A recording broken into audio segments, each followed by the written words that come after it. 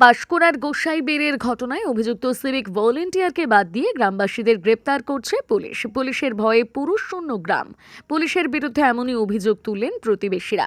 পাঁশকুড়ার গোসাইবেড় এলাকার নাবালক নিহত হওয়ার ঘটনায় নাবালকের মা আগেই অভিযোগ তুলেছিলেন, তাদের পাশে কেউ নেই। যেই পাশে দাঁড়াতে আসছে তাকেই অ্যারেস্ট করছে পুলিশ। এবার সামনে এলো নিহত নাবালকের প্রতিবেশীদের অভিযোগ। ইতিমধ্যে স্থানীয় দোকানদার অভিযুক্ত সিভিক পুলিশের বিরুদ্ধে থানায় অভিযোগ জানিয়েছেন নাবালকের বাবা মা। ক্ষমতা আছে তাই দাদাগিরি দেখিয়েছে ওই সিভিক। অভিযোগ, সন্তানের দেহ 10 মিনিট রাখতে দেয়নি পুলিশ। পুলিশ বলে, হয় দেহ দাহ করো, না হলে নদীতে ভাসিয়ে দেব, অথবা মর্গে ফেরত নিয়ে চলে যাব। অভিযোগ, পুলিশই দেহ নিয়ে দাহ করে দেয়। এবার প্রতিবেশীরাও একই অভিযোগ তুললেন পুলিশের বিরুদ্ধে। এক গ্রামবাসী তনুশ্রী গোচ্ছাইতের অভিযোগ, বাচ্চাটির দেহ যখন গ্রামে আনা হয় তখন তার স্বামী শুধু তাকে দেখতে গিয়েছিল, পরে পুলিশ বাড়ি এসে তুলে নিয়ে গিয়েছে। অভিযোগ, রাতের বেলা পুলিশ এসে এক এক করে তুলে নিয়ে যাচ্ছে বাড়ির পুরুষদের, তাই অনেকেই এলাকা ছাড়া।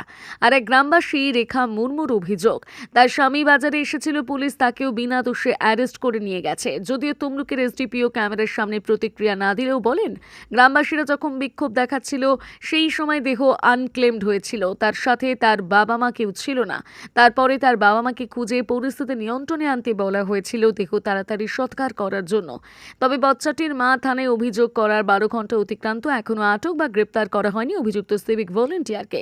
এখন দেখার বিষয় কত তাড়াতাড়ি এই বিষয়ে পুলিশ পদক্ষেপ নেয়। আমার স্বামী চপ কিনতে আসছিল, আমার স্বামী দাঁড়িয়েছিল দোকান গোড়ায়, কিছু মানে চুপচাপ বসে আছে, তাকে কেন ধরে নিয়ে গেল? কোথায় কি চপ কিনতে এসেছিল? ওই দোকানে বাজারে পুলিশ আসছিল, চপ কিনবে বলে দাঁড়িয়ে আছে দোকান ছাড়িয়ে, তাকে কেন নিয়ে গেল, তুলে নিয়ে গেল বলো? হ্যাঁ বিনা দোষে ধরে নিয়ে গেছে। তাকে না এখানে ছাড়েনি। হ্যাঁ কি করে ছাড়বে? আপনার স্বামীর নাম? মনমথ মুর্মু। ওই 6 জনকে যে অ্যারেস্ট করেছে, তোমরা থানায় গেছিলে? হ্যাঁ আমি যাইনি।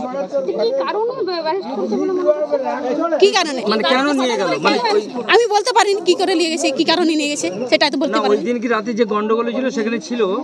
চপ কিনতে আসছিল। হ্যাঁ চপ কিনতে আসছিল, রাস্তা ধারে দাঁড়িয়ে ছিল, চপ কিনতে আসছে। তাহলে আমার স্ত্রী এই মারা যে গেছে দেখতে আসছিল, তো সে দাঁড়িয়ে ছিল, তাকে ধরে নিয়ে গেছে। আমরা কোনো পার্টি ফাটি কিছুই করিনি। আমরা বৈষ্ণব ঘরে, আমি পূজা পদ্ধতি করি, মানে আমি অসুস্থ মানুষ, আমার স্ত্রীও অসুস্থ মানুষ, 58 বছর বয়স এবং প্রেশার 350 এরকম ধরে নিয়ে গেছে।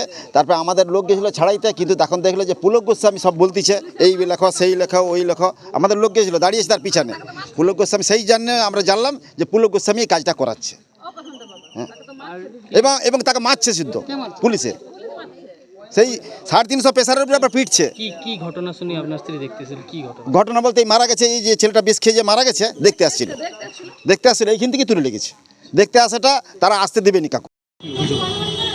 একটা দুধের শিশু মারা গিয়েছে, তো ওনাকে আমার শ্বশুর মশাই বাচ্চাটাকে ওকে নিয়ে আসা হয়েছে। যখন ওর বডি আসে ওকে নিয়ে আসা হয়েছে, তো আমার শ্বশুর মশাই আমার হাজব্যান্ড দুজনে দেখতে গিয়েছে।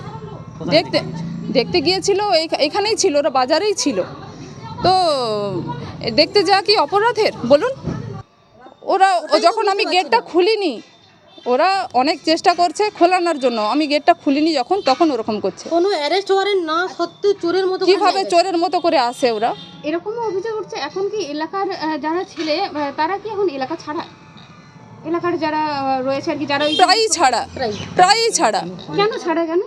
ভয়ে, যে সবাইকে তো তুলে নিচ্ছে। সেদিন যে তুলেছে কতজনকে, তারপরেও তো তুলে নিয়ে যাচ্ছে, পরপর তো তুলে নিয়ে যাচ্ছে।